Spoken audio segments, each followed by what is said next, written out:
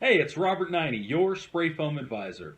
I was talking to an architect earlier this week, and he asked a question about a mold problem. He opened up the statement saying that he's working on this project that had a mold problem, and goes on to describe the assembly and the issue that they were having, and specifically the mold itself and how do we resolve mold.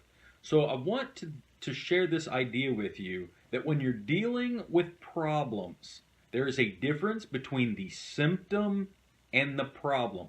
And you have to separate the symptoms from the problem to be able to diagnose what is really happening and how to resolve those issues. This is a perfect example. He was commenting about the mold. The mold was the symptom. The mold itself wasn't the problem. If you focus on the mold, then you're going to be running around in circles trying to figure out how to resolve the mold issue. And really, you have to backtrace to what caused the mold in the first place. That was condensation in the wrong place of the wall assembly. How did they get condensation in the wrong place of the wall assembly? They had moisture inside the structure that was finding a cold surface through air leakage. That led to condensation. Where was the moisture coming from? Eating, breathing, bathing, cooking on the inside of the structure. They weren't taking care of the indoor air quality appropriately on the inside of the system. Therefore, they had elevated moisture levels. Those elevated moisture levels ultimately led to condensation, which led to mold. So the problem was elevated interior moisture levels. How do they resolve that? They need a dehumidification strategy. They need a ventilation strategy. They need to address the root cause of the mold, and that root cause was the moisture.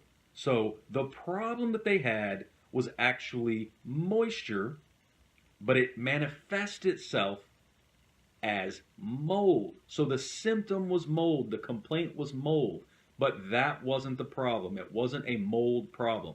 It was a moisture problem. It was an interior moisture problem. And you will see this time and time again where the complaint that comes in, the concern that is shared, is not the actual problem. It's just the manifestation of the problem, or it's the way someone notices. It's what is relevant to that person, and it's what calls their attention to a potential problem.